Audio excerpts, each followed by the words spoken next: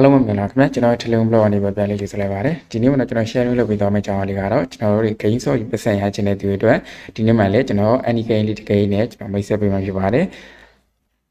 ကျွန်တော်ပထမဆုံးဘယ်ကိုသွားမလဲဆိုရင်ကျွန်တော်ဒီကိုဖုန်းရဲ့ကျွန်တော် Play Store ပေါ့နော် Play Store ကိုကျွန်တော်တို့သွားပါမယ် Okay Play Store ကိုသွားပြီးရင်ကျွန်တော်ဒီအပေါ်မှာပေါ့နော်ဒီ search bar တွေမှာဒီ search bar မှာကျွန်တော်တို့ Giphy ဆိုပြီးတော့ကျွန်တော်တို့ရိုက်လိုက်ပါဒီတိုင်းလေးပေါ့နော်ကျွန်တော်အခုရိုက်ပြရတဲ့ပုံစံတိုင်းလေးဒီလိုမျိုးလေးကျွန်တော်တို့ရိုက်လိုက်ပါရိုက်ပြီးသွားလို့ရှိရင်ကျွန်တော် set လုပ်လိုက်ပေါ့နော် Okay အဲ့ဒါဆိုရင်ကျွန်တော်တို့ပထမဆုံးဒီကောင်လေးကိုတွေ့ရမှာပေါ့နော်ဒီ gain လေးကိုကျွန်တော်တွေ့ရမယ်2048 so money ဆိုတဲ့ gain လေးပေါ့နော်ဒါကကျွန်တော်တို့ဘာလဲဆိုရင် KB ရထုတ်ထားတဲ့ gain ပါ KB ရကျွန်တော်တို့ထုတ်တဲ့ gain นี่အကုန်လုံးဒီပါကျွန်တော်တကယ်ပြရပေါ့နော်တကယ်လဲကျွန်တော်တို့ပတ်စံထုတ်လို့ရတယ်ကျွန်တော်ကိုလည်းစမ်းပြီးထုတ်ကြည့်ထားပါပေါ့နော်အဲ့ဒါမိတ်ဆွေအနေနဲ့ခုနကမျိုးဒီလိုမျိုးဒီကျွန်တော်တို့ gain ဆော့ပတ်စံရခြင်းနဲ့ဆိုရင်ဒီ gain လေးကိုလည်းကျွန်တော်တို့ဆော့လို့ရပါတယ်အဲ့လိုမိတ်ဆွေဒီ gain လေးကို download မဆွဲရသေးရင် download ဆွဲလိုက်ပါကျွန်တော် download ဆွဲရတာဖြစ်တဲ့အတွက်ကျွန်တော် play ကိုတန်းနေပါမယ် Okay play ကိုနှိပ်ပြီးတော့ရင်ကျွန်တော်တို့ဒီမှာဆိုရင်သူကGmail နဲ့ပေါ့နော် Gmail နဲ့ဝင်มาလားဒါမှမဟုတ် Facebook နဲ့ဝင်มาလားဆိုပြီးတော့သူက optional ကိုပေးထားရပေါ့နော်ဒါကိုကြိုက်တဲ့ဟုတ်တာနဲ့ကျွန်တော်ဝင်လို့ရတယ် Gmail နဲ့ဝင်လို့ရတယ် Facebook နဲ့ဝင်လို့ရတယ်တကယ်လို့ဒီရွေးကမှာပေါ့နော်ကျွန်တော်ဒီအောက်ကဒီကောင်လေးကိုကျွန်တော်တို့မှန်ချစ်လေးအရင်ချစ်ပေးရပါမယ် Okay မှန်ချစ်လေးချစ်ပြီးသွားလို့ရှိရင်ကျွန်တော်ကတော့ဒီ Google နဲ့ဝင်မှာဖြစ်တဲ့အတွက်ကျွန်တော်ကတော့Google နဲ့ဝင်ကိုနှိပ်လိုက်မယ် Okay ဒါဆိုရင်ကျွန်တော်တို့ဝင်မဲ့ပေါ့နော်ကျွန်တော်တို့ဝင်မဲ့ account တစ်ကောင်ကိုကျွန်တော်တို့ရွေးလိုက်ပါ Gmail account ပေါ့နော် Gmail account တစ်ကောင်ရွေးလိုက်ပါရွေးလိုက်ပြီဆိုရင်ကျွန်တော်တို့ဒီ gain နဲ့ကိုရောက်သွားလိမ့်မှာပေါ့နော် gain နဲ့ကိုရောက်သွားလို့ရှိရင်ကျွန်တော်တို့ဒီအပေါ်မှာကျွန်တော်ဒီအောက်ကကျတော့ဒီပေါ်မှာနှစ်ခုရှိတယ်ပေါ့နော်အပေါ်ဒီတစ်ခုကကျွန်တော်တို့ရဲ့coin ရေတွက်ပေါ့နော် coin ရေတွက်ကိုသူကပြပေးတဲ့နေရာဒီအောက်ကတစ်ခုကကျတော့ကျွန်တော်တို့ရဲ့ coin ရေတွက်ပေါ့နော် coin ရေတွက်ကကျွန်တော်တို့ဒေါ်လာဘယ်လောက်နဲ့ညီသွားပြီလဲဆိုတော့သူကပြပေးတဲ့အရာဖြစ်ပါတယ် Okay ဒါဆိုရင်ကျွန်တော်ဆော့လာကြဘယ်လိုမျိုးဆော့ရမလဲပေါ့နော်ဆော့တာဘယ်လိုမျိုးဆော့ရမလဲဆိုရင်ဒီအောက်မှာကျွန်တော် play now button လေးရှိရပါတော့ဒီ play now button လေးရှိတယ်ကျွန်တော်တို့ဟာ icon လေးကိုနှိပ်ပြီးတော့ gain ဆော့ပြရမှာပေါ့နော်ဒီမှာဆိုရင်သူက gain မှာဆိုရင်ကျွန်တော်တို့က gain 3ခုပါပါနော်3ခုပါတယ်ဒီပေါ်မှာဆိုရင်ကျွန်တော်တို့က2048ပေါ့နော်ကျွန်တော်တို့ခဏလေးတွေပေါင်းတယ်ဟိုတာရှိတယ်ဒုတိယတစ်ခုကကျွန်တော်2048ကိုမှကျွန်တော်တို့ဘယ်လောက်မြန်မြန်ဆော့နိုင်လဲဆိုတဲ့ဟိုတာပေါ့နော်ဒီကောင်ကျွန်တော်တို့သူကအချိန်3မိနစ်ကိုပေးထားတယ်3မိနစ်တွေမှာကျွန်တော်တို့ဘယ်လောက်ထိစကူးရအောင်ဆော့နိုင်လဲဆိုတဲ့ဟိုတာလေးပေးထားပါပေါ့နော်ဟိုဒါဆိုရင်ကျွန်တော်ပထမဆုံး2048ဆိုတဲ့ဟိုတာလေးကိုကျွန်တော်စမ်းဆော့ကြည့်ပါပေါ့နော် KB gain นี่ကျွန်တော်တို့ဆော့မယ်ဆိုရင်တော့ဒီကျွန်တော်တို့ဘာနဲ့ဆော့ရင်ပို့ပြီးရတယ်ဆိုရင်ကျွန်တော်တို့ဒီ VPN နေပေါ့နော် VPN နေနဲ့ကျွန်တော်တို့ဆော့ရင် KB gain นี่ပို့ပြီးရတယ်ပေါ့နော် Okay ဒါဒီလိုမျိုးလွယ်လွယ်လေးပေါ့နော်ကျွန်တော်ဒီလိုမျိုးကဏ္ဍလေးတွေပဲကျွန်တော်တို့ပေါင်းသွားရုံပဲပေါ့နော် Okay ဒီလိုမျိုးကျွန်တော်တို့ကဏ္ဍလေးတွေပေါင်းသွားရုံပဲပေါ့နော် Okay ရတော့ကျွန်တော်တို့မခက်ဘူးပေါ့နော် Okay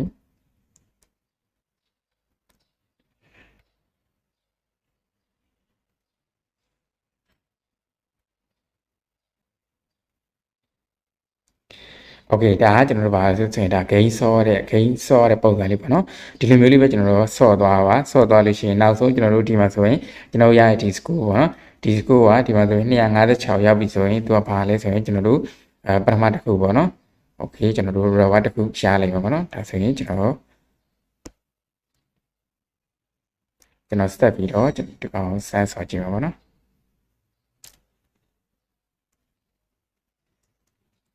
Okay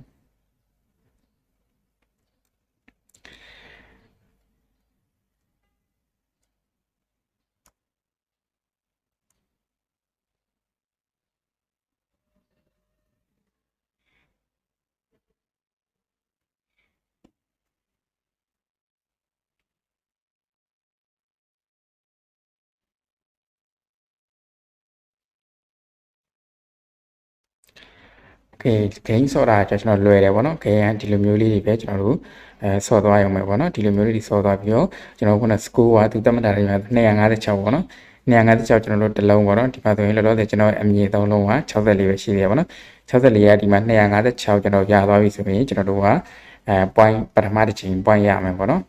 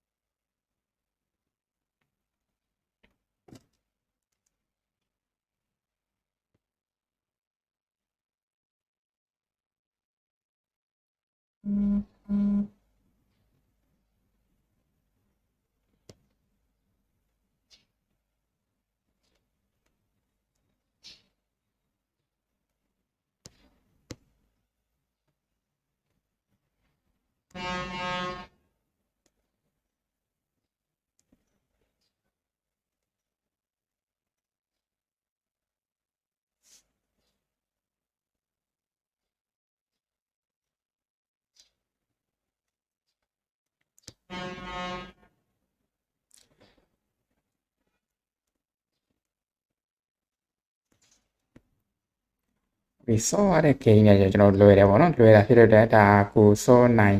တဲ့လောက်ကျွန်တော်တို့ဒီ score ကတော့ရမှာပေါ့နော်ခုနလိုမျိုးကိုက ACC လေးနဲ့ကျွန်တော်တို့စောသွားမယ်ဆိုရင်ဒီကောင် score ရပါတော့ဒါဆိုရင်ကျွန်တော်256ပေါ့နော်256ရသွားပြီဆိုရင်ဒီမှာဆိုရင်ကျွန်တော်ဒီ first score အတွက်ကျွန်တော်တို့ဗာဆက်ရပြီလဲဆိုရင်ကျွန်တော် coin ဆက်ရပြီပေါ့နော်โอเคဒါဆိုရင်ဒါဘယ်လိုမျိုးစောရမလဲဆိုတဲ့အကြောင်းလေးကိုကျွန်တော်ပြောခဲ့တာဖြစ်ပါတယ်ဒါကျွန်တော်ပြောပြီးဆိုတော့ကျွန်တော်ကတော့ထွက်လိုက်တော့မှာပေါ့နော်โอเคဒါဆိုရင်ကျွန်တော်ဒီမှာ coin ရလာလိမ့်မယ်ပေါ့နော်ဒါကျွန်တော်ကအခုလောလောဆယ်တော့ coin မရောက်သေးဘူးပေါ့နော် coin ရလာလိမ့်မယ် coin ရလာလို့ရှိရင်ဒီ coin ကိုကြတော့ကျွန်တော်ဘယ်လိုမျိုးလုပ်မလဲဆိုရင်ဒီမှာဆိုရင် Windows ဆိုတဲ့ record လေးရှိရပါတော့ကျွန်တော်တို့ဟာဒီကောင်လေးကိုကျွန်တော်ဘယ်လိုမျိုးထုတ်ရမလဲဆိုတာလေးကိုဆက်ပြီးပြပြပြောရတယ်ငါတို့ဒီမှာဆိုရင်ကျွန်တော် coin ပေးပေါ့နော်ကျွန်တော်တို့ coin ပေးနဲ့ပဲထုတ်ဖို့အတွက်ကျွန်တော်တို့အကြံပေးတယ်ဘာလို့ဆိုရင်ကျွန်တော်တို့က coin ပေးမှာ coin ပေးရကျွန်တော်တခြားဟုတ်တိုင်းနဲ့ဆိုင်ပို့ပြီးတော့ကျွန်တော်တို့ဘယ်လိုပြောမလဲ coin ရကျွန်တော်တို့ကဒီကောင် Bitcoin ဈေးတက်တာနဲ့ဒီ coin ပေးမှာပေါ့နော်ကျွန်တော် like တက်တာရှိတယ်ဈေး like တက်တာပေါ့နော် Bitcoin ဈေးကျရင်တော့သူပြန်ကျပါပေါ့နော်ဒါပေမဲ့သူကကျတော့ပို့ပြီးအားရရှိရကြတော့ကျွန်တော် Bitcoin ဈေးတက်လို့ရှိရင်ကျွန်တော်မှရှိတဲ့$ဆိုရင်လည်းသူတက်ဒေါ်လာဈေးတက်သွားရင်တက်သွားတယ်လို့ကျွန်တော်တို့ကတက်လိုက်လာပါပေါ့နော်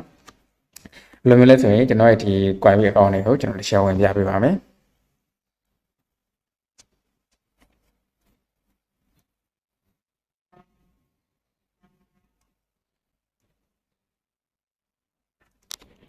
โอเคလိုက်မကောင်းပါနော်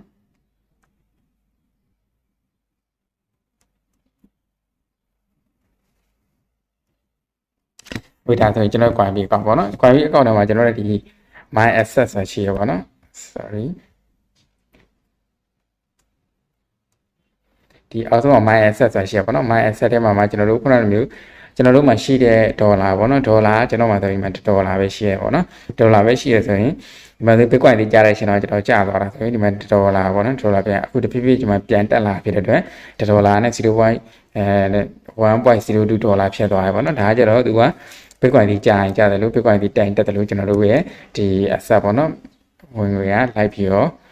ကျွန်တော်တို့တက်လာတာဖြစ်ပါတယ်